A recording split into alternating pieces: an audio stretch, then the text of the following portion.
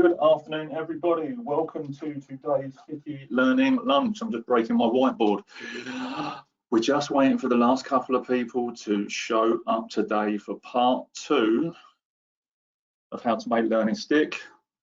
Hello, Colin. Good to see you. Darren, thank you. Karen, hello again. Matt Brown, hello. Susan, Tim, see you. Thank you for being here again. It's very, very appreciated. Very appreciated. We're just going to give it 30 seconds while we're letting some more people show up, and then we're going to get into some stuff, he says in floating speech marks. Loving these sessions. I'm loving these sessions too, Karen. Thank you very much. It's appreciated. Benjamin, great to see you. And no, I did not have makeup on my shirt the other day. I know you made a comment about that. I had to check, and it must have been a shadow, but it definitely wasn't makeup. Not very often that I do wear makeup. At my age, it's not very often you get it on your shirt either. No, not even at the weekends. Right.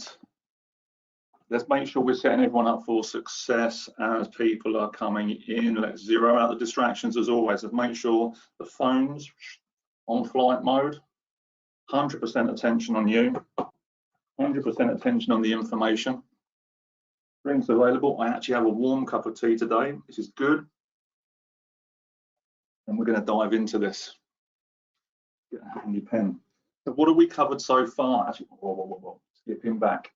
Has everyone still got their goals written down from yesterday? Thank you, Colin, for the reminder. Appreciated. Get off the full swing. Has everyone still got their goals written down from yesterday of what they would like to achieve from this session, yesterday's session, about how to make learning stick? Have you still got that piece of paper handy with that single learning objective that you wrote down for yourself? I can hear the flapping of paper as you're scurrying back through your notepads, trying to find that page. Good. We're going to come back to that in a minute. The second thing to help you set, or the third thing to help set you up for success, as I have done in previous sessions, is making sure you've got a fresh page, or you've got a fresh piece of page to write on for your keepers. And at the top of that, you're going to write keepers. These are the things you want to remember and be reminded of and reread, that is going to help bring that memory and that thinking and that imagination to the forefront to help embed and make the learning stick. Starting to see where I'm going with this early doors. Good. What did we cover yesterday? Let me ask that question to you, because this is, one of the things I've got a degree in is asking questions. What do you remember from yesterday? What are the key standouts for you from yesterday? Karen in there like fire, whiffed. What's in it for them? Number 1 from yesterday, whiffed. What else do we remember? Good, what's in it for them? Good. What else do we remember from yesterday's session that helps Pete, that's going to help you to make your learning stick? Hello, Helen, good to see you. Hello, Hayley, great to see you again. Emma, thanks for being here again. Change inflicted as a change resisted, absolutely. Engage leaders, absolutely. So we need to engage our leaders so that they can engage their own development, so other people are inspired to engage with theirs. And what's the last thing we got? Experts. Is get experts to deliver what they're passionate about. Be the example. Phenomenal. Some great memories coming up here. Really glad to see you're digesting and taking this on board. So we've got the single learner objective that we wrote down from yesterday. Today we've got the keepers in place, the things that we want to remember. So the reason I ask you this question now is, what do you remember from yesterday, is bringing back that memory to the forefront, those memories to the forefront. With the keepers idea, with this, it's about helping you to embed those memories, to write down things that, oh, I need to remember that, oh, I need to share that, oh, right, I need to go back to that because that's going to make me think in a different way. And we're helping to embed the learning at different points in the journey. Ebbinghaus talks about the forgetting curve, and it's something we talk about at MBM as well, and how over the course of time, what you remember gradually disappears. And if you don't use it, or you aren't reminding yourself, that curve is quite steep over a very short period of time. So the idea is we want to shift it from the forgetting curve and turn it into the remembering curve. So we're causing and putting triggers in that are going to make you go back to that thing that you learned so that you can reuse it, readdress it, and expand it and develop it. So the keepers is the first piece we're going to do on this, or one of the key pieces we're doing. What's the reason then we ask about what's your single learner objective? What's the reason I ask this question to find out what you want to get? For all of you here, what do you think is the reason that I ask you this question? What would you like to get out of this training?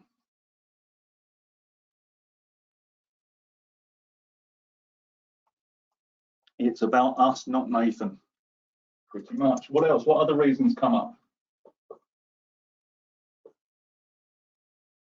What are the reasons I'm asking you this question? So you review it, what's covered as well, yeah? For us to remind ourselves why we are here. Absolutely. Good. Getting some good points coming through. Point number one is we're looking at a single learner objective. We're also looking for the individual learning objective. Ideally, when we build our training, we want one core concept that that person wants to take away from the training. We don't want to give them a deluge of stuff. We have one core idea with some subcategories of it. That's our single learning objective for the session. The individual learning objective is, what do you want to get out of it? It's all well and good HR or your leaders going, go out there, you're going to do this, da da da da da. You need to understand why you are in the room and why is it important to you. So the thing is with this then, is we're making it relevant to the individual. And we're helping them to personalize the reason why they're in the room. Because if they don't want to be in the room, they're not going to learn. We also know from myself and my experiences and through MBM that learning is state dependent.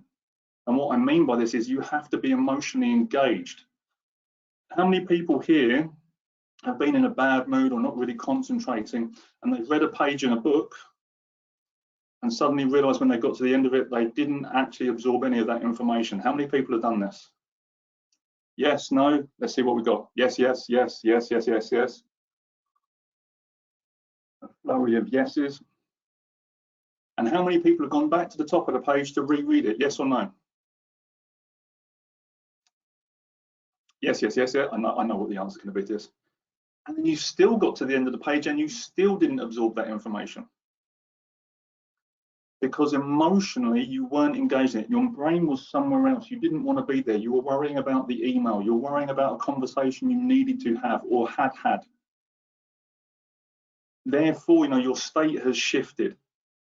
So the idea is we want people to emotionally resonate with what it is they're doing.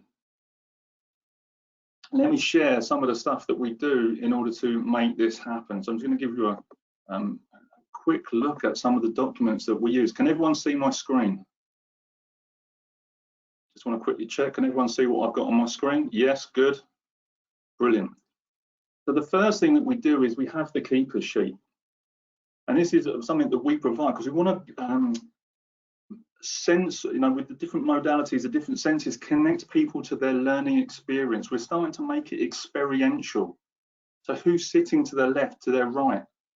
What were they wearing? What were they feeling? Were they excited about the session? And all those different things. And what's your learning buddy's name? Who are you going to be coupling up with after this session to have a conversation with them so that you can bounce your ideas back and forth? And then when you look at the keywords and the notes and the drawings, you can do little doodles for yourself to help just jog that memory. And it might be one word, it might be a picture of something, whatever it is, just to re-stimulate that thought. If when you go back to those notes, it's imperative that we are going through this reminding process. Then what you want to be looking at is looking at those single learner objectives for yourself. What do you want to get out of it? And taking a note of that.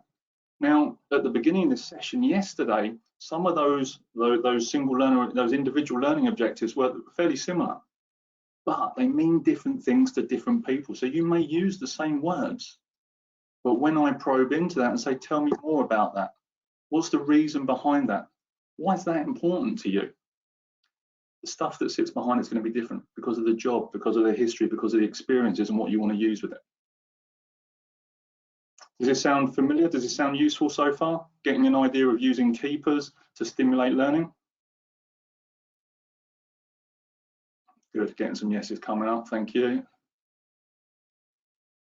So I've got my little agenda here for today. So this is one of the key parts. The other part that we will start looking at is how we start to evaluate some of these thoughts and processes. So the next thing that we want to do is you want to start evaluating actually the content. Now, what's the normal way that trainers evaluate content at the end of a session? Throw some suggestions up. What are the normal ways that trainers evaluate or they start to evaluate some of the content? I've got a survey, yeah.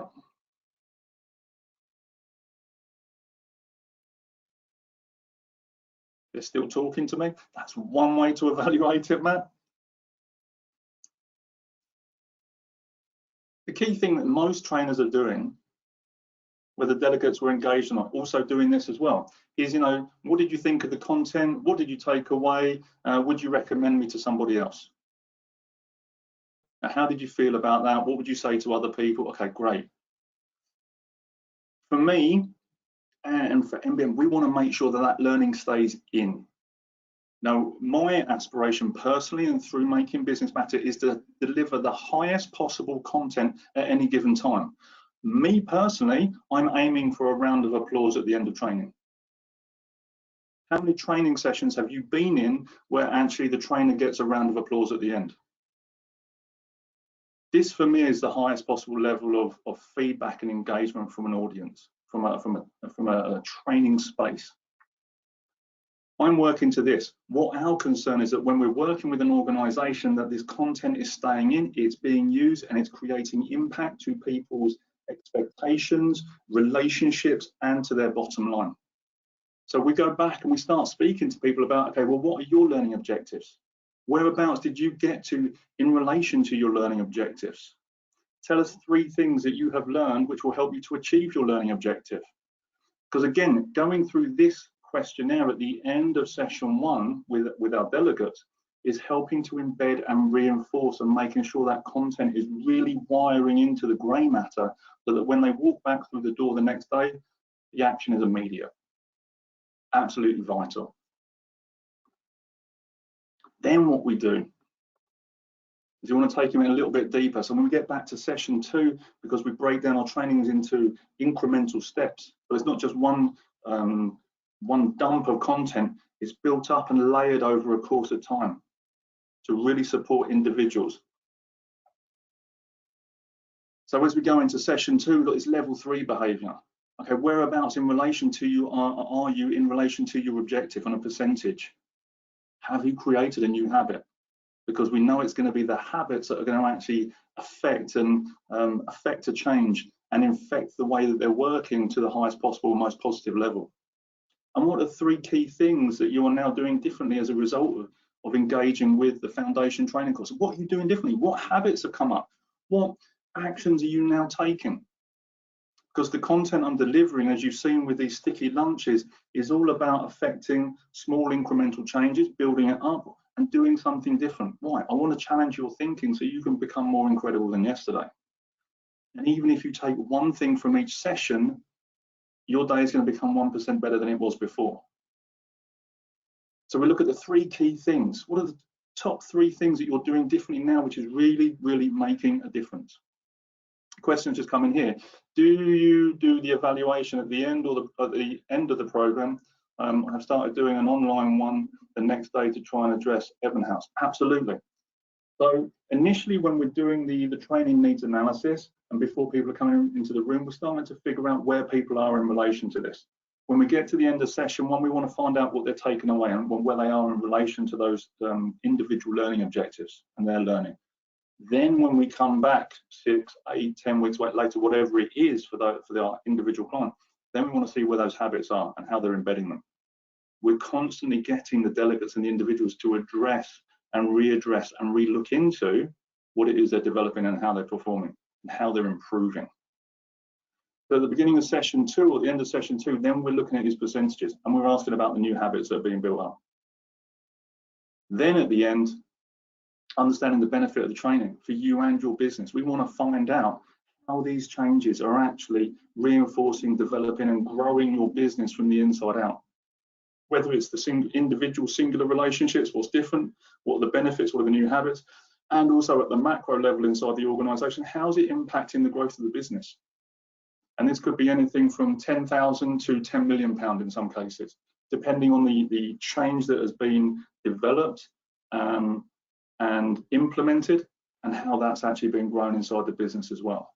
So when we're looking at the evaluation process, we're using it as a memory tool and as a guidance mechanism to help people really build the learning and create the remembering and create the habits and really counteract the Ebbinghaus effect that he talked about in 18, whatever it was. Hope this is useful kind of as a viewpoint of how to do some of the evaluations. So the first part we wanted to look at, let me just do a quick recap on that.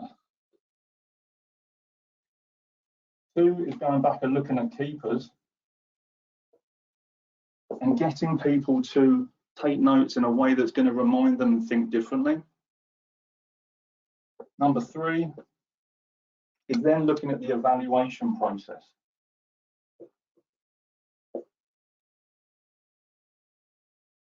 And the idea that we do the evaluation process, again, like I say, is just to build the memory, to reinforce the learning at every single stage that we take 3 people through, to really make sure that we set out to achieve what we do in every single session, which is to make that learning stick. And when we come back to find out that the delegates are still using those skills, still referring to their workbooks, and still impacting and creating huge amounts of change with the new ideas that we help to share with them. I hope that's useful as a kind of as a methodology and approach to help improve learner engagement. What's been useful from what I've covered? I know I've just dumped a little bit of, fired a bit of information at you guys very directly. What's been useful from what I've covered around that side of things?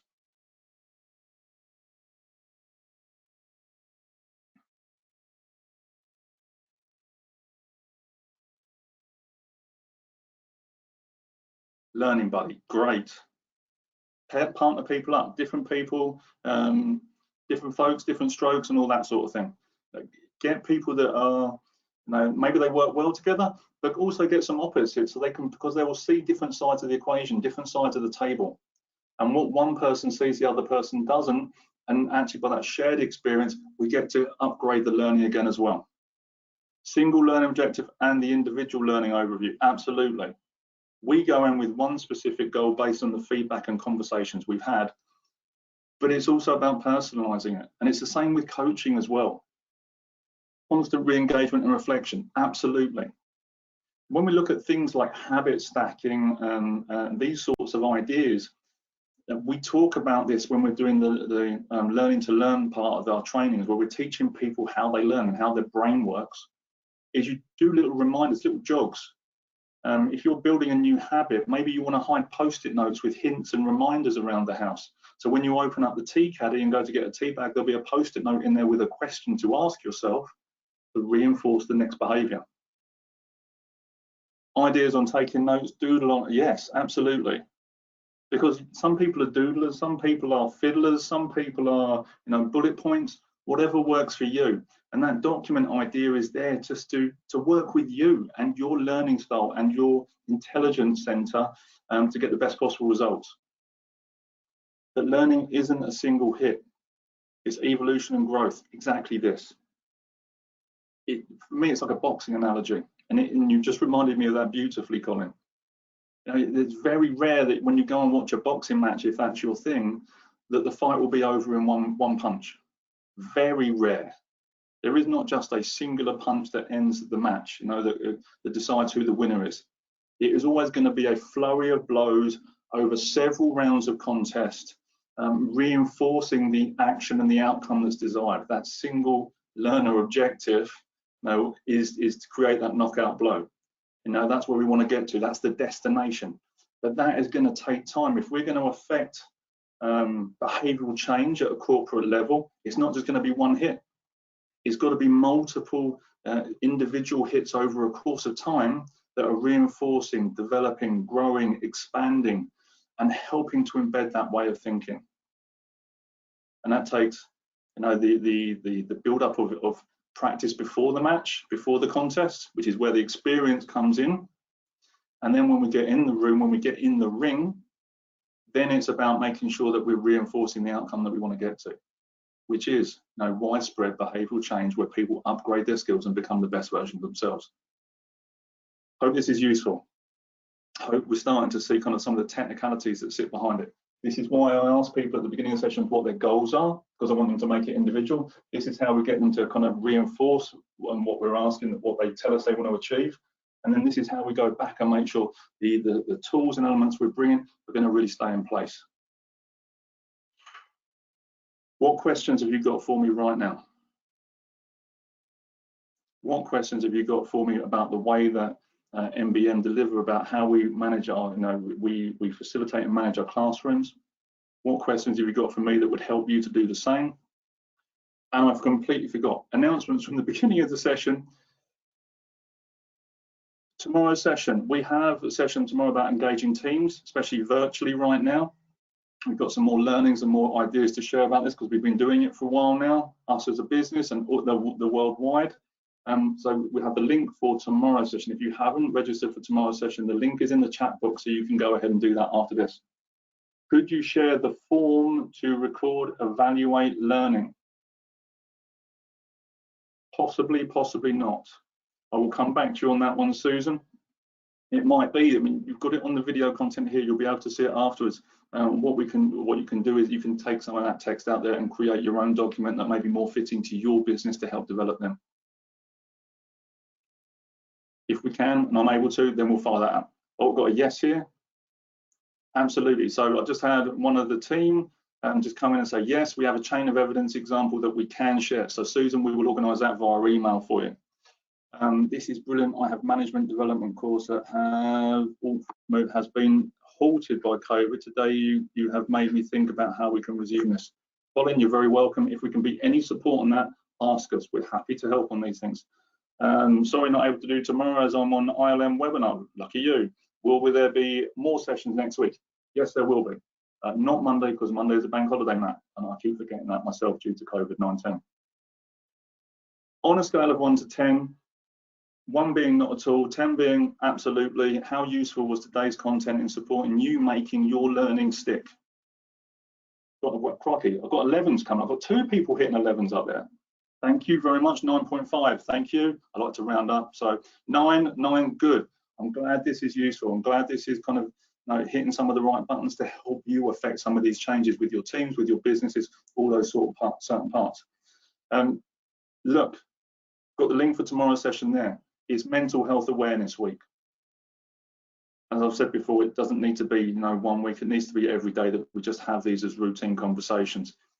On our website, we have the mental health coaching cards. They're there to support you and your leaders having the conversation with the people that they need to in order to get them the result that they need to get when they are most challenged. So it's super important. Thank you very much for today. I really appreciate you taking the time to be here. Are there any other questions? I'm just realising actually this is the first time that I've finished a little bit early, so I'm not going to pad this out needlessly. What other questions have you got for me right now that are going to help you change the way that delivery is happening in your spaces? And if you don't have any, you can just say none. I'm okay with this.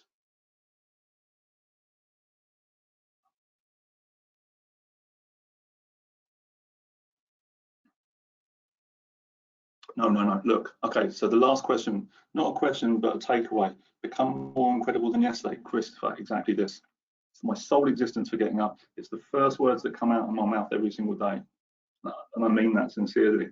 My sole existence for being here and doing this and doing the work that I do as a coach in leadership development is to challenge people's thinking so that they can become more incredible than yesterday. And these are the first words that come out of my mouth. Why? Because I am the first person awake in the house, and I don't even talk to my cat first thing in the morning until those words have come out of my mouth. So the idea is that I'm going to challenge you, give you new concepts, new ideas that are going to help this to happen for you, for the people that you impact as well. That's it. Round of applause for Nathan. Thank you very much, Tim. Appreciate it. So you've got the link there for tomorrow's session. You've got the link there for the coaching cards, or mental health coaching cards, leadership coaching cards. They're all there on the website to buy. A huge value at £5 a pack. You know, it's just about helping you get some more questions and more skills.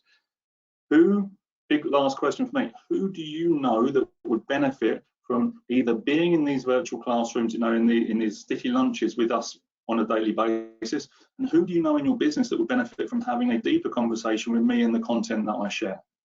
Who do you know that would support this?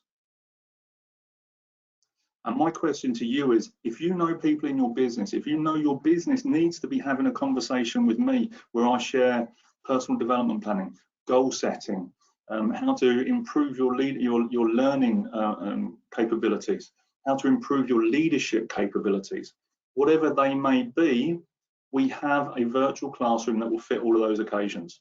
With me delivering core content around the leadership development and soft skills element, also around the category management elements, you know, time management, negotiation skills. There is something there for everyone in our virtual classrooms. If you know that your business or someone you know that would benefit from this, then you need to share this content with them so that we can start to help them become more incredible than yesterday. Do you know someone that needs to have their thinking challenged so they can become more incredible than yesterday? And I have a funny feeling that the answer was probably yes. Direct them to this content. Share this video with them. Share the links for the next session. And if the virtual classroom is right for you, click the link, join the sessions, and let's have that conversation. Everyone, thank you very much for being here. It's greatly appreciated. I hope you have a phenomenal rest of the day. I look forward to picking up with you again tomorrow to share more of this content, more of these ideas. This is going to put some new ideas and new concepts in there. Everyone, have a lovely rest of your day, and I look forward to speaking to you tomorrow.